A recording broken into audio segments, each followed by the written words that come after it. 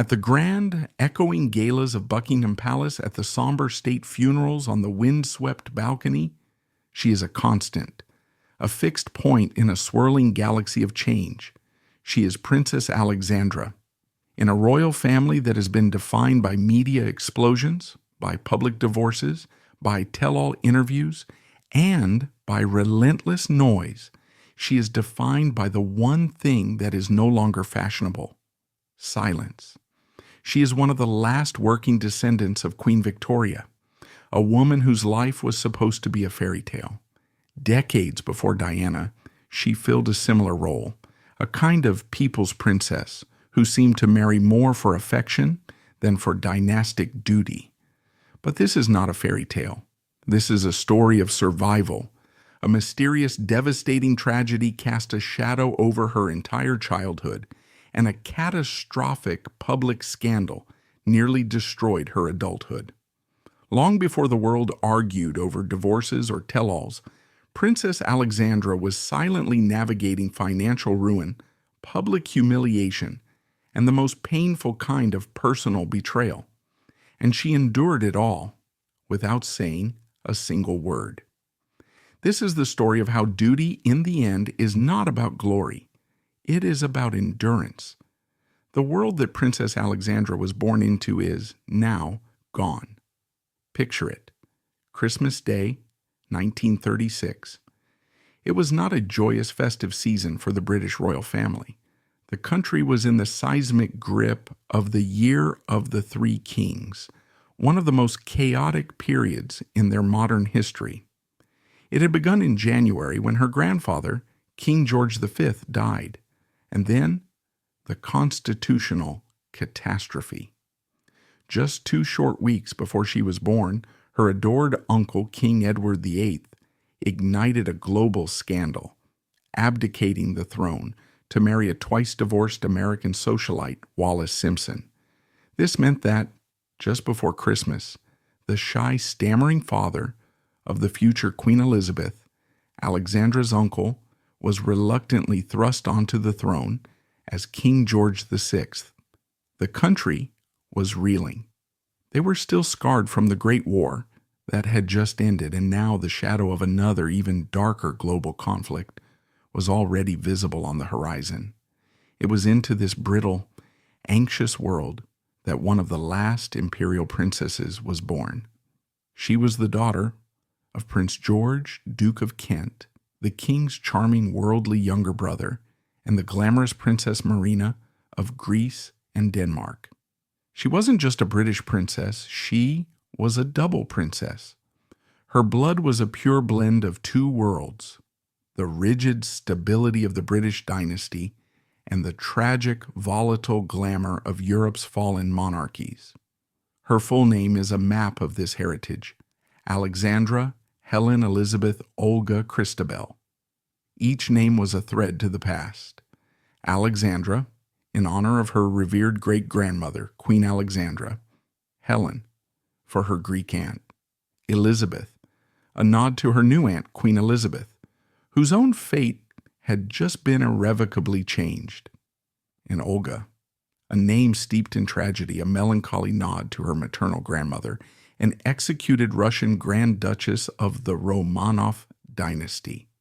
And finally, Christabel, a poetic name because she was born on Christmas Day itself, a gift of hope for a royal family mired in crisis and in desperate need of good news. Her father was Prince George, Duke of Kent, the 4th son of King George V. He was the glamorous, intelligent, and somewhat rebellious brother of the new king. He was the artistic one, an aviator, a man who spoke multiple languages and collected fine art. He was also dangerously complex. Whispers of his private life, of relationships with both men and women, including the playwright Noel Coward, were legend in London. He was the brightest, most unpredictable spark in a rigid royal family. Her mother was Princess Marina of Greece and Denmark. And if Prince George was royal, Marina was a distillation of every fallen empire. She was the daughter of a Greek prince and a Russian Grand Duchess. She had grown up in exile after the collapse of the Greek monarchy. When Marina arrived in London in 1934 for her marriage, she created a storm. She was chic, sophisticated, and possessed a classical, severe beauty that made the British royals look, frankly, a bit dowdy. She brought a continental glamour. She even helped make trousers for women acceptable at Balmoral. She made a specific shade of blue fashionable. She was the first true royal fashion icon of the 20th century.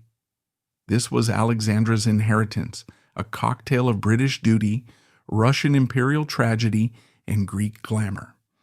At her birth, she was sixth in line to the throne. She was a princess of the blood through and through, born at the family's private London home at 3 Belgrave Square, not in a hospital. That is how things were done.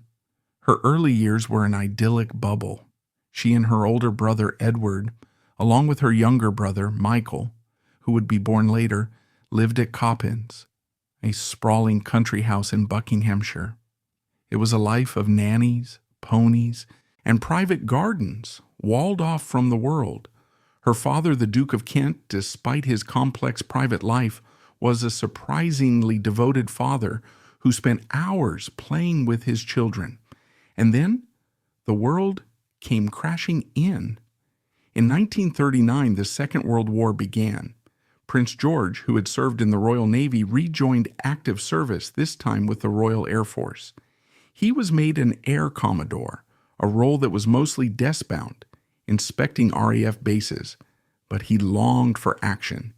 He was a keen pilot and felt constrained by staff work while his country was in a fight for its life.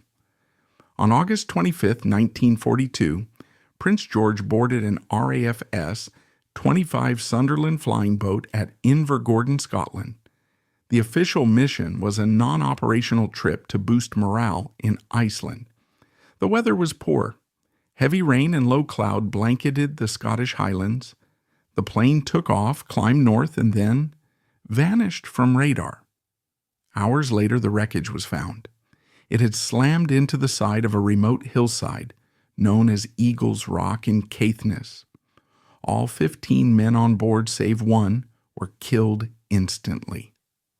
Prince George, Duke of Kent, was dead at 39. He was the first member of the royal family to be killed on active service in over 400 years. Princess Alexandra was just 5 years old. This event is the psychological key to understanding Princess Alexandra. It is her formative trauma. In an instant, her glamorous, idyllic world was shattered. Her father was gone. Her mother, Princess Marina, just 35 years old, and with a newborn baby, was a widow. This death is a mystery that remains controversial to this day. Why was the plane miles off its safe flight path? Why was it flying so low in such bad weather? There were whispers about who was really flying the plane. Whispers of a 16th passenger not on the manifest. There were even wild, persistent theories that the plane was on a secret mission, perhaps involving Rudolf Hess, who had flown to Scotland a year earlier. We will never know the truth. But for the 5-year-old Alexandra, the truth was simple. Her father was gone forever. This shock reshaped her family. King George VI was devastated. He had lost his favorite brother. But for Alexandra, it meant her childhood was, in effect, over. Princess Marina plunged into grief, wrapped herself in the code of her station. She became a figure of tragic, stoic dignity. She would wear black for the rest of her life in private. She never remarried. She threw herself into her work as the Commandant of the Women's Royal Naval Service. And from her mother, Alexandra learned the first and most important lesson of her life. You do not fall apart. You do not complain. You carry on. Her education was steeped in this ethos. She became one of the first British princesses to attend a normal boarding school, Heathfield School in Ascot. But her real education came from the two formidable widows who now shaped her world. First, her mother Marina, who taught her style, grace, and resilience. And second, her great-grandmother, the towering, terrifying figure of Queen Mary. Queen Mary was the living embodiment of the Victorian age. She was the wife of King George V, a woman who treated monarchy not as a life, but as a religion. She famously demanded that her children and grandchildren bow or curtsy to her every morning. Her discipline was iron. Emotion was seen as a weakness. After King George V's death, Queen Mary dedicated herself to tutoring the next generation. She would take the young Princess Elizabeth and Princess Margaret on educational trips to museums and galleries, not for fun, but for instruction in their heritage. And she took her great-granddaughter, Alexandra, the fatherless child of her beloved lost son, under her wing. From Queen Mary, Alexandra learned the other half of the royal code. Duty is paramount. The institution is everything. Your personal feelings are irrelevant. Think about that upbringing. A mother defined by tragic, silent grief. A great-grandmother defined by iron-willed, unemotional duty. Is it any wonder that Princess Alexandra became the person she did? In 1947, a 10-year-old Alexandra was a bridesmaid at the wedding of her cousin, Princess Elizabeth, to Philip Mountbatten. Look at the photos. She is there, right at the center of history, a small, dark-haired girl watching the future queen. Her role was set in stone. She was to be a supporter, a companion, a flawless, silent backdrop to the main event. She was forged to be the ideal supporting princess, beautiful, dignified, and above all, never any trouble. But as Alexandra grew into her 20s in a rapidly changing world, that silence and grace would inadvertently turn her into a star. Forged in those two furnaces, her mother's silent grief and her great-grandmother's iron duty, Alexandra could have become a rigid, joyless figure. But as she emerged from the shadow of that strict upbringing and into the new, optimistic world of the 1950s, something remarkable happened. The quiet, dutiful girl blossomed. She didn't just join the firm. She became its face, its star, and the most glamorous royal icon of her generation. The world Princess Alexandra came of age in was not the grim world of war and austerity from her childhood. The Britain of the 1950s was slowly getting back on its feet. The post-war gloom was giving way to a new, cautious optimism. On the throne was a young queen, Elizabeth II, herself a symbol of stability and duty. But the queen, by necessity of her office, was remote. She was the head of state, a dignified icon. The public, and especially the press, were hungry for something different. They were hungry for glamour. They craved a bit of pre-war sparkle, a dash of Hollywood excitement, but with a uniquely British royal stamp. And they found it in Princess Alexandra. As she moved through her teens and into her 20s, a remarkable transformation occurred. The shy 10-year-old bridesmaid was gone. In her place was a tall, elegant, striking young woman. She had her mother's high cheekbones and classical, regal beauty. But she also possessed something her mother, with her severe Grecian beauty, did not: her father's smile. It was a radiant, warm, and utterly genuine smile that could light up a room. In a royal family famous for its stiff upper lip, Alexandra's smile was a weapon. The press took notice. In a world before Diana, Alexandra became the original royal it girl. She was the most photographed, most sought-after royal of her generation. She had an impeccable fashion sense, modern but never garish. She looked stunning in Norman Hartnell gowns and chic John Kavanagh hats. She was a regular on the society pages of Tatler and Vogue, photographed at debutante balls, opera premieres, and at the Ascot races. She was the perfect mix. She had the royal mystery. She was, after all, a princess of the blood, a great-granddaughter of Queen Victoria. But she also projected a sense of modernity and approachability.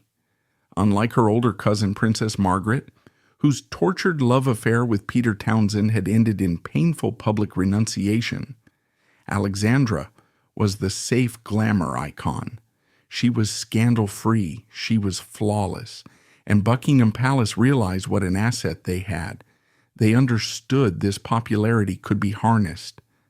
In 1959, Alexandra was given her first major solo royal assignment, and it was not a small one. It was a grueling 10-week tour of Australia, representing the Queen. No one could have predicted the reaction. Australia went wild.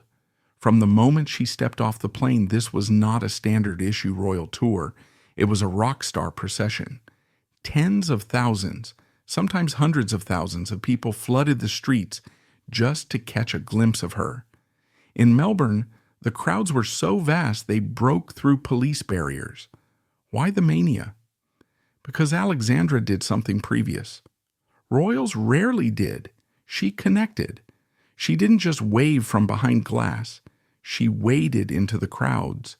She spoke to ordinary people. She laughed, that radiant smile, and she listened. The newsreels from the time are astonishing. They called it Alexandra Mania. She visited remote outback stations, went down into mines, and toured children's hospitals. Everywhere she went, she brought an unforced warmth. In 10 weeks, she proved she was more than just a pretty face. She was a natural diplomat. She had single-handedly reshaped an entire nation's perception of the monarchy, transforming it from a remote, stuffy institution into something living and human. When she returned to London, she wasn't just the little princess anymore. She was a global superstar. The palace put this to maximum use. Alexandra became the Queen's secret diplomatic weapon. She was sent to the most complex places at the most sensitive times. In 1960, an even more critical task was given to her. Nigeria, the jewel of British West Africa, was about to gain its independence. This was an incredibly delicate moment. The British Empire was dissolving, and the transfer of power had to be handled with extreme tact. The person representing the Queen at this historic event, the 23-year-old Princess Alexandra. Imagine the pressure. A young woman standing before the new leaders, kings, and politicians of a newly independent nation. She was the representative of the departing colonial power. One wrong move, one false word, could have been seen as patronizing or arrogant. She performed it flawlessly. She formally opened the first Nigerian parliament.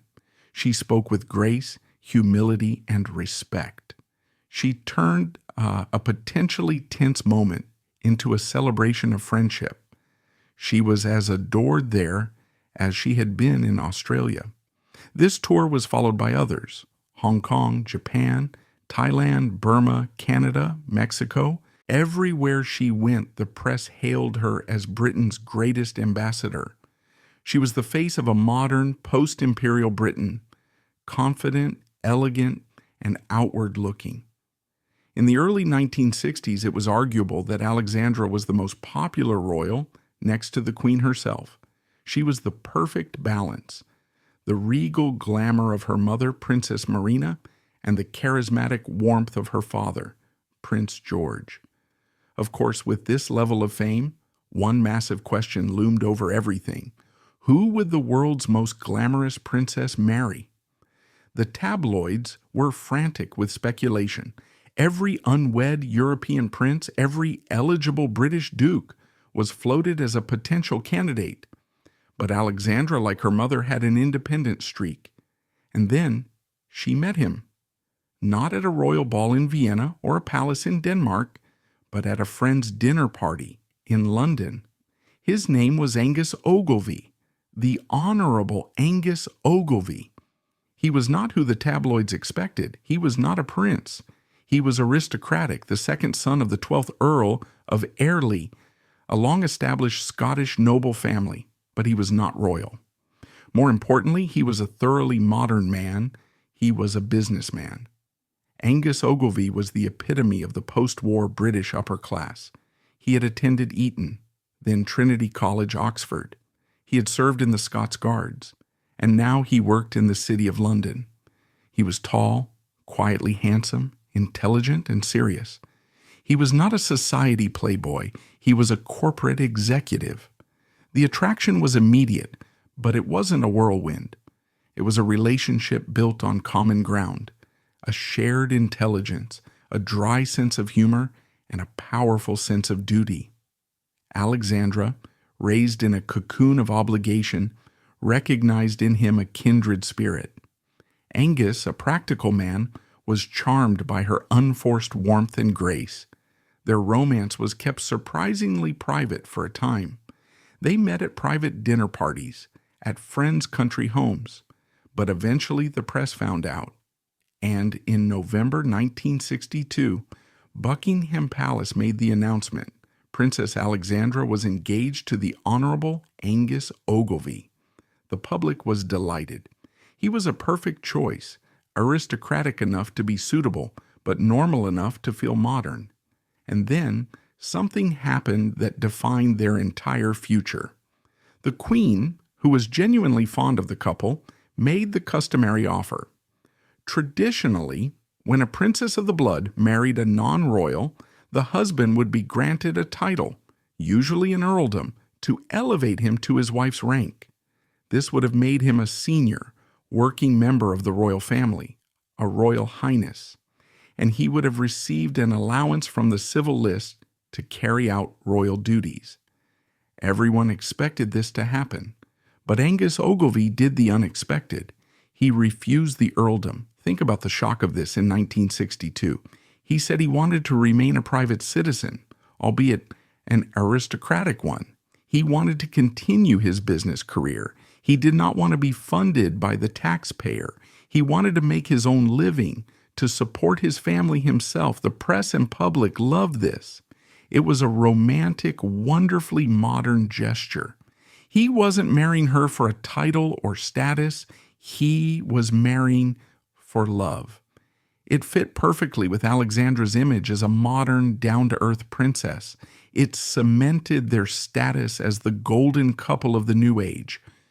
But this single decision, that celebrated modern romantic gesture, was the time bomb that would detonate years later. Because by refusing the title and the public funds, Angus had to keep his job. He had to stay in the boardroom. He had to earn his money. And to do that, he had to stay at the company where he was a director, a company called Lon Rowe. At the time, the name meant nothing to the public. It was just another trading company in the city. But that name would soon echo in the halls of Parliament and on the front page of every newspaper, attached to a scandal that would nearly destroy them all. But that was in the future. On April 24th, 1963, there wasn't a cloud in the sky. Their wedding was the event of the year. It was a full-scale royal occasion. 2,000 guests filled Westminster Abbey. The entire British royal family was there. The Queen, Prince Philip, the Queen Mother, a young Prince Charles.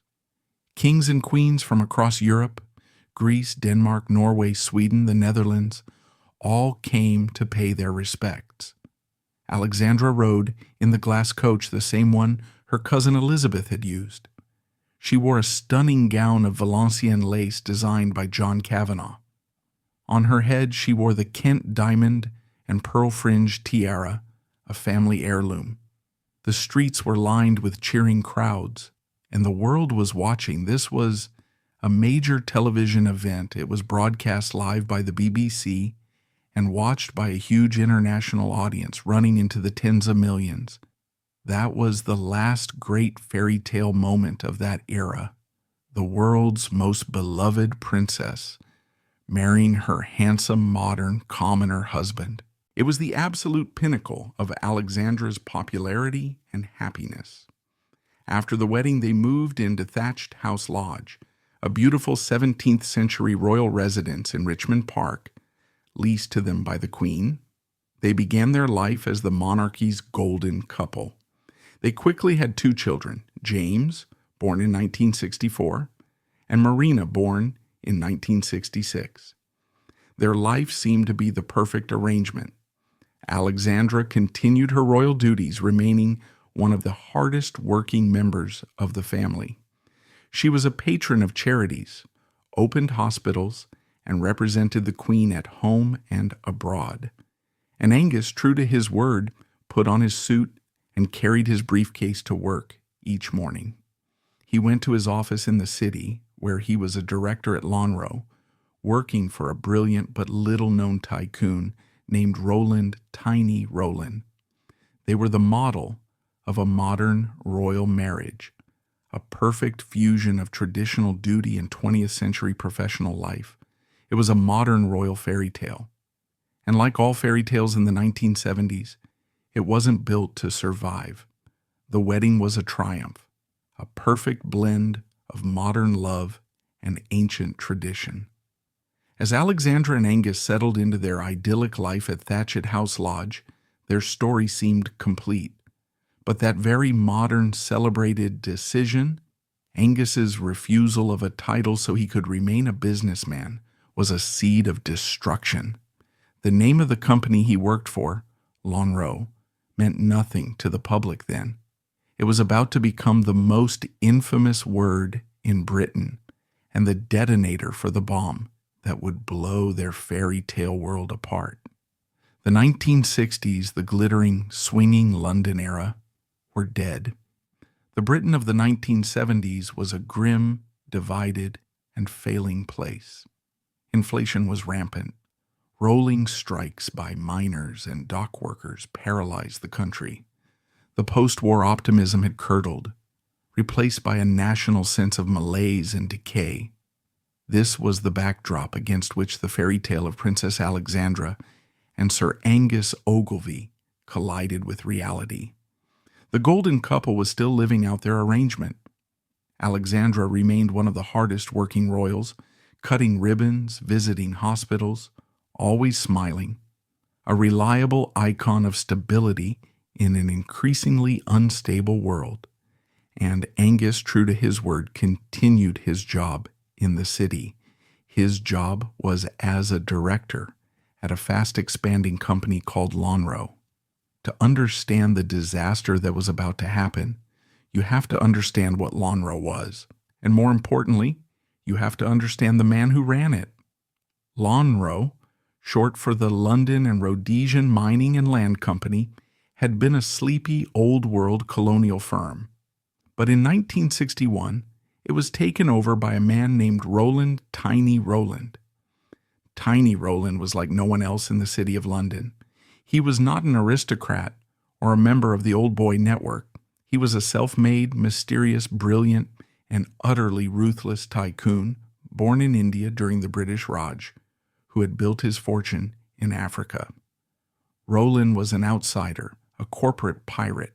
He disdained the rules of the London establishment. His business model was simple and audacious.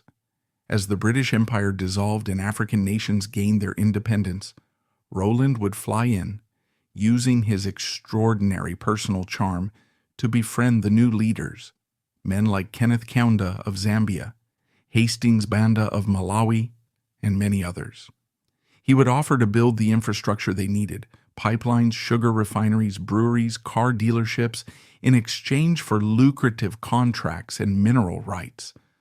Lonhro grew at a dizzying pace. It became a sprawling conglomerate, an octopus with tentacles in dozens of African countries, dealing in everything from copper and gold to hotels and newspapers.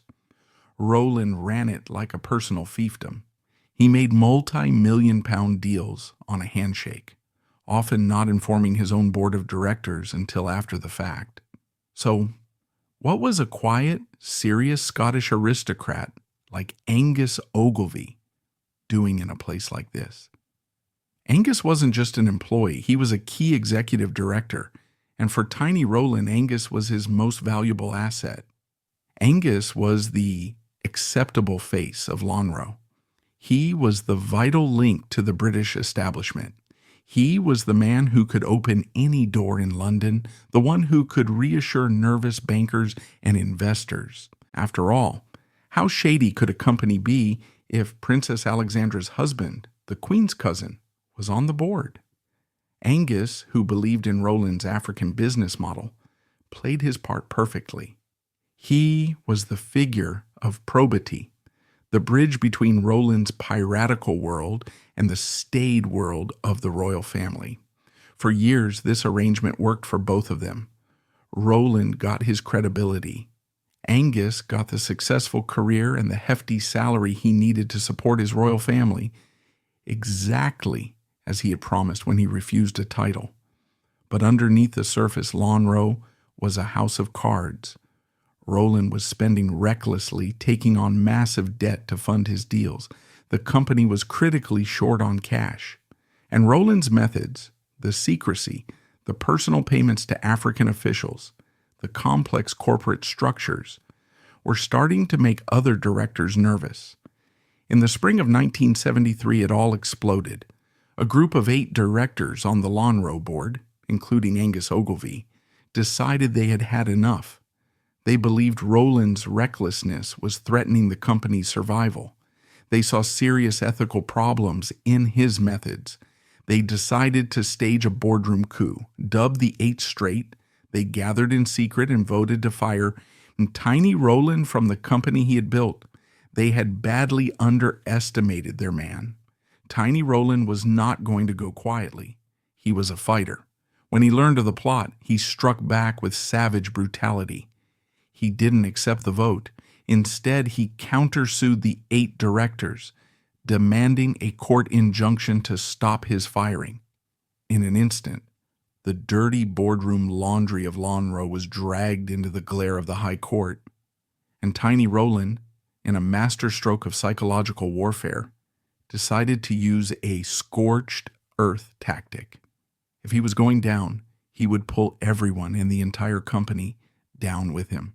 He began leaking documents to the press, documents that were never, ever supposed to see the light of day.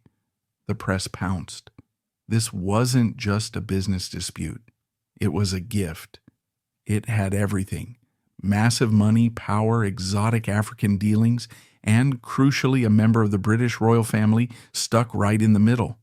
The revelations came out in court and in the daily papers, each one more shocking than the last. First, the financial revelations. The court heard that while Lonhro was strapped for cash, Rowland had arranged huge, secret payments to himself. He had also set up complex shell companies in the Cayman Islands to, at the time legally, avoid paying British taxes for his directors. To a public struggling with inflation and wage freezes, the news of establishment tax havens was infuriating. But that was just the beginning. The most devastating revelation was yet to come. Documents emerged that appeared to show Lonhro may have been involved in breaking international sanctions. Specifically, they were accused of trading with the illegal white minority regime in Rhodesia. This was a political bombshell. Rhodesia, under Ian Smith, had illegally declared independence from Britain to maintain white minority rule. The British government and the United Nations had imposed strict economic sanctions to try to topple the regime. Sanctions busting wasn't just shady business. It was seen as a treasonous act flying directly in the face of UK foreign policy. And Princess Alexandra's husband, the Queen's cousin, was a director of the company accused of doing it. The story exploded from the financial pages to the front pages. Politicians began asking questions in the House of Commons. The public outrage was tangible. And then the Prime Minister, Edward Heath, delivered the final blow. Standing in Parliament in a now famous speech, Heath condemned the activities being revealed at Lonhro. He didn't talk about the legal specifics. He talked about the morality. He called it the unpleasant and unacceptable face of capitalism. With those 7 words, the Prime Minister sealed the public verdict on Lonhro and everyone associated with it. The scandal was no longer an allegation. It was a confirmed national fact. For Princess Alexandra, This was an unimaginable nightmare. Remember her upbringing. This was the woman raised by Queen Mary. She was bred to believe that propriety, dignity, and duty were the only pillars of life. Her entire existence had been a flawless performance of unimpeachable service. And now her name, her family, and by extension the royal family, was stained. It wasn't just stained, it was being dragged through the mud of allegations of greed, tax avoidance, shady African deals, and even treason. Angus Ogilvy was ruined. He and the other 7 directors lost their court case. Tiny Rowland retained control of Lonhro. Angus resigned immediately, but it was too late. His reputation was permanently destroyed. The press painted him in one of 2 equally devastating ways. Either he was a corrupt schemer, fully complicit in Rowland's plans, or he was an aristocratic, naive fool, a patsy who had been used sitting in board meetings with no understanding of what was really going on. For a man who prided himself on his intelligence and integrity, it's hard to say which was worse. His career in the city was over. No one would touch him. But the psychological impact on Alexandra is the core of this story. We must understand the royal code, the code drilled into her by her mother Marina and her great-grandmother Queen Mary, was to never complain, never explain. She could not hold a press conference to defend her husband. She could not write an angry letter to the Times. She could not go on television and say that her husband was an honest man who had tried to do the right thing and been destroyed by a ruthless operator. She had to be silent. Imagine the psychological torture, waking up every day to new headlines, each more venomous than the last, calling your husband a fool or a crook. Imagine having to put on your pastel suit, pin on your brooch, and go out to open a new library, smiling at the crowds and the cameras, knowing that every single person in that crowd was whispering about you, about your husband, about your family's disgrace. This was her trial by fire. The shame for someone of her class and upbringing was almost unbearable. It wasn't just embarrassment, it was humiliation. On the deepest institutional level, she had failed in her one primary duty, to never ever be the cause of a scandal. The government, alarmed by the royal connection and the seriousness of the sanctions-busting allegations, launched an official inquiry. It dragged on for 3 years, hanging over the Ogilvy family like a toxic cloud. Finally, in 1976, the report was published. The good news, if you could call it that, was that it cleared Angus Ogilvy of any personal wrongdoing or knowledge of the sanctions busting. He had acted honestly, it concluded. But the bad news was that the report was still scathing. It described him and the other directors as having been lacking in pertinacity and naive, for allowing Rowland to run rampant. It was the establishment's polite way of calling him a fool, one who had been completely outmaneuvered. For the royal family, it was a quiet sigh of relief, no criminality. But for Angus, it was a career death sentence. He had been legally exonerated but professionally condemned as incompetent. The fairy tale of the 1960s was dead and buried. The golden couple was now permanently tarnished. The romantic modern marriage of the princess and the businessman had become a cautionary tale of royal naivety and real-world ruthlessness. They had survived the initial blast, but now Alexandra and Angus had to face a new, harsh reality. Life after the disaster. And the long-term consequences, financial, personal, and psychological, would be even more devastating than the scandal itself. The Prime Minister's words hammered the final nail into the coffin of Angus Ogilvy's career. The public scandal, with its screaming headlines, eventually faded. But for Princess Alexandra, the real crisis was just beginning. The storm had passed, but it left a wreck.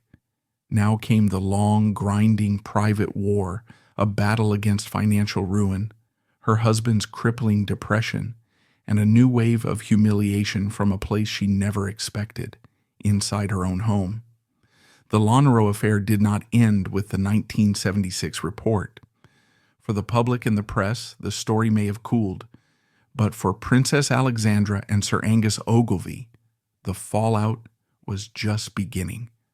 What followed was not a loud media storm, but a long, silent, and perhaps even more painful collapse. The 1980s had arrived, and with them, a new brutal tabloid culture.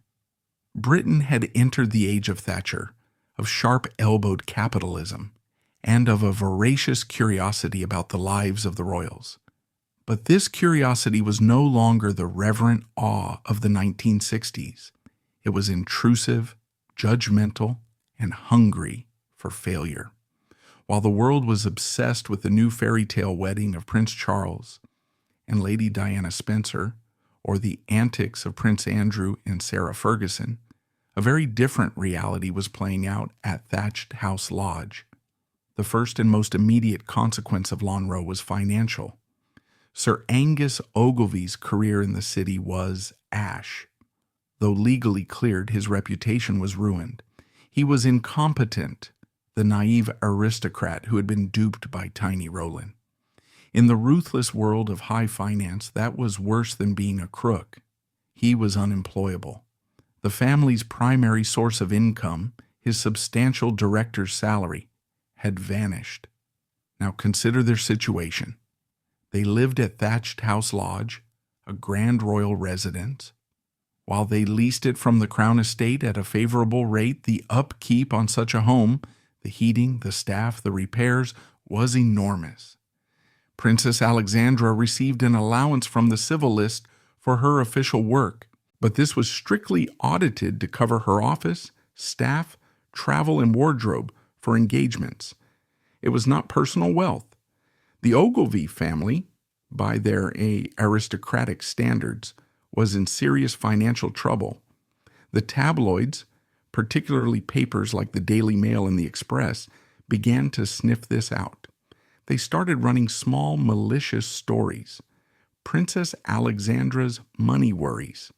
The royal couple forced to make do. In the age of 80s excess, as the new generation of royals spent lavishly, Alexandra and Angus were quietly, desperately trying to keep up appearances. They were forced to do the unthinkable for their class. They began to sell things, not the great royal jewels, but personal heirlooms, silver, antiques, small paintings, pieces of their shared history, sold off quietly to pay the bills. There were constant humiliating rumors that they would be forced to sell Thatched House Lodge, their beloved home. Imagine the psychological humiliation.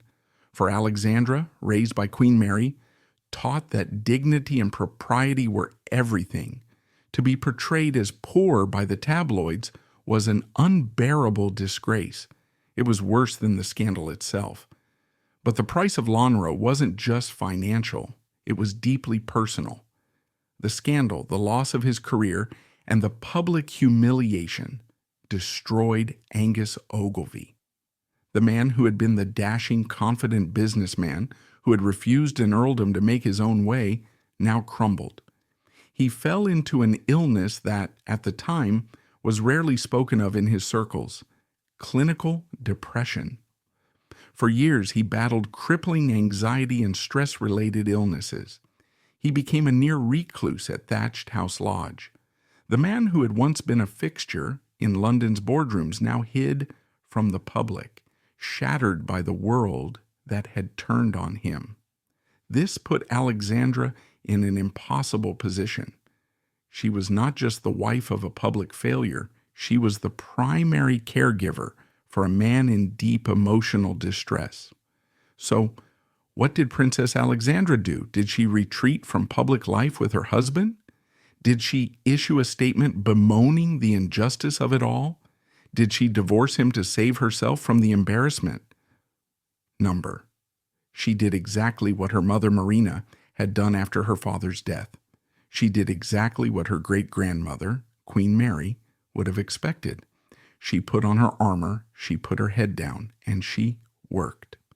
If you look at Princess Alexandra's record of service, it explodes during this period. While her husband stayed hidden from the world, she became one of the hardest working, if not the hardest working member of the royal family. She carried out hundreds upon hundreds of engagements every year, and this is the key. She didn't just attend the glamorous film premieres or society dinners. She took on the unglamorous, difficult, and emotionally taxing patronages. She became a patron for organizations that others might have shied away from. Most notably, she became the patron of Mine, the leading mental health charity. Long before young royals began speaking about mental wellness, Alexandra was there in hospitals, talking to patients, advocating for an issue still shrouded in heavy stigma. One can only wonder what she thought, sitting with those struggling with depression, knowing her own husband was fighting the same demon in silence at home. She became the patron of St. Christopher's Hospice, one of the world's first modern hospices. She wasn't just a name on the letterhead. Staff recounted how she would visit quietly. She would sit by the bedsides of dying patients, hold their hands, and offer a calm, compassionate presence.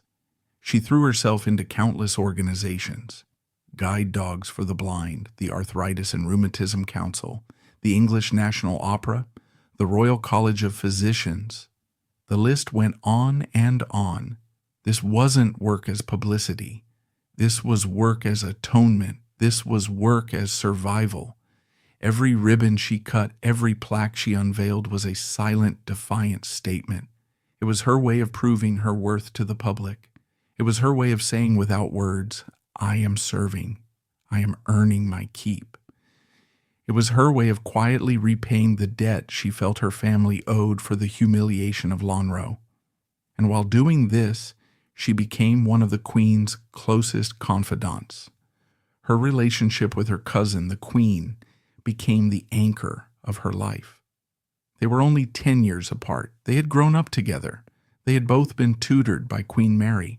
They spoke the same unspoken language of duty. While the Queen navigated her own storms, the collapsing marriages of her children, the annus horribilis of 1992, the death of Diana, Alexandra was a rock. She was the one person the Queen could trust absolutely. Alexandra understood the code. She never spoke to the press. She never leaked. She never caused a problem. She became a fixture at the Queen's private holidays at Balmoral and Sandringham. She was family, solid, dependable. Alexandra had rebuilt her reputation not with words, but with relentless presence. She had created a fortress of respectability and duty, but the 1980s had one last cruel blow to deliver, and this time it came from within. While Alexandra was projecting an image of flawless propriety, her own daughter, Marina Ogilvy, was projecting the exact opposite. Born in 1966, Marina was a product of her time. She had no interest in the royal code, the silence, or the stiffness. She was a wild child, and in 1989, at the age of 22, she set off a scandal that made Lonro look simple. First, Marina became pregnant by her boyfriend, a freelance photographer. For the deeply traditional Ogilvy family, this was a shock. But then Marina did the one thing Alexandra would never do. She talked. For a large sum of money, Marina gave an exclusive tell-all interview to the News of the World. But she didn't stop there. She even posed for provocative photos in a rubber outfit and a mock crown, deliberately mocking the royal image. But it was the interview that was the killing blow. Marina painted a devastating portrait of her parents. She claimed that when she told them she was pregnant, they were cold and unsupportive. She accused them, particularly her mother, of caring only about royal status and the fear of embarrassment. Then she delivered the most brutal accusation. She claimed her parents had given her an ultimatum: have an abortion or be cut off financially. It was the ultimate betrayal. Alexandra's entire life's work, building a wall of silence, dignity, and duty, was torn down by her own child for a tabloid payday. It confirmed the public's worst whispers, that the royals were cold hypocrites who only cared about appearances. Alexandra's response, you can guess: silence, utter, complete silence. She never issued a statement. She never spoke a public word about it. Behind closed doors, it was a family catastrophe, but the world would never see it. Marina went on to marry her boyfriend, Paul Mowat, just before the baby, Zanuska, was born. Alexandra and Angus were not present at the wedding, but the birth of their granddaughter began a slow, private, and painful reconciliation. Years later, Marina and her husband divorced, and she quietly returned to the family fold, but the scar remained. Alexandra had survived Lonhro, and now she had survived the public betrayal of her own child. She had proven that her code, Queen Mary's code, was unbreakable. The storms finally had passed, but they had taken their toll. The family navigated the 1990s. Angus's health remained fragile, but he found a new quiet life managing the family's Scottish estates and supporting Alexandra's charity work from the background. The financial crisis abated. The press moved on to new, younger targets. And then, in 2004, after a long battle with throat cancer, an illness often linked to chronic stress, Sir Angus Ogilvy died. He was 76. Alexandra, his wife of 41 years, was at his side. They had weathered the biggest corporate scandal of their generation. They had faced financial ruin, public humiliation, personal illness, and family betrayal. And against all odds, they had stayed together. At his funeral, Princess Alexandra, true to form, was a picture of dignified, silent grief. She was dressed in black, her face etched with sorrow, but utterly composed. She was once again the widow, just as her mother, Princess Marina, had been 62 years earlier. The circle was complete. At 68, Princess Alexandra was a widow. The circle had closed. The great struggles that had defined her middle life, Lonhro, the financial anxiety, her husband's illness, were finally over. This was her moment to retire, but she was a product of Queen Mary. Retirement was not an option. As the 21st century dawned, bringing with it new explosive scandals for the monarchy, Alexandra stepped into a new role, no longer the star or the victim, but the elder stateswoman. She became the living conscience of the crown, the silent standard of duty against which every modern royal failure was measured. The death of Sir Angus Ogilvy in 2004 closed the most painful and turbulent chapter of Princess Alexandra's life. She was 68 years old. She was a widow, just as her mother, Princess Marina, had been before her. She had survived a national scandal, a personal financial crisis, decades of her husband's health anxieties, and the public betrayal of her own daughter. For many, this would be the time to rest. This would be the moment to quietly recede from the public eye, to enjoy her remaining years in deserved peace and privacy at Thatchet House Lodge. But Alexandra was not many people. She was forged from a different metal. She was a product of Queen Mary and the devoted cousin of Queen Elizabeth II. For her, retirement simply wasn't in the vocabulary. So in the decades since her husband's death, Princess Alexandra did something quietly extraordinary. She did what she had always done. She carried on as the 21st century progressed. Her role within the royal family shifted. She was no longer the glamorous it girl. She was no longer the center of a scandal. She slowly and gracefully assumed a new, perhaps more vital, role, that of the elder stateswoman, an institutional pillar, a living archive of memory. As the royal family began to lurch with the new storms of the 21st century, the departure of Harry and Meghan, the catastrophic scandal surrounding Prince Andrew, the presence of Alexandra became more important than ever. Why? Because she was the gold standard.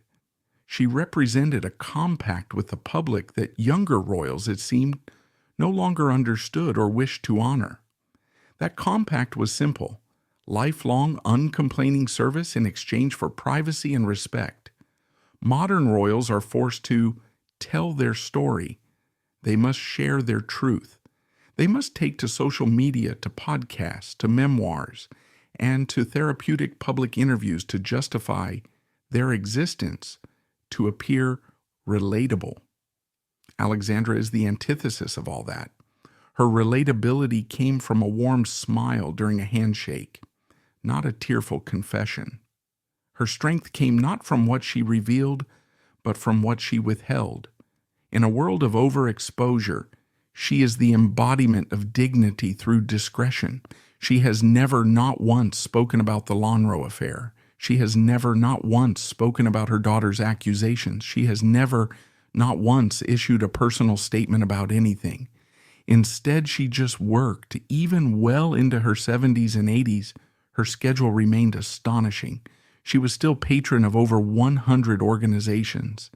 She continued to visit hospitals, military barracks, and opera performances. She remained the honorary colonel of numerous regiments. She was a tireless machine of public service. And perhaps most importantly, she remained one of the Queen's closest and most trusted confidants. As the Queen aged, her circle of contemporaries shrank. The ladies-in-waiting, the childhood friends, one by one, they passed away.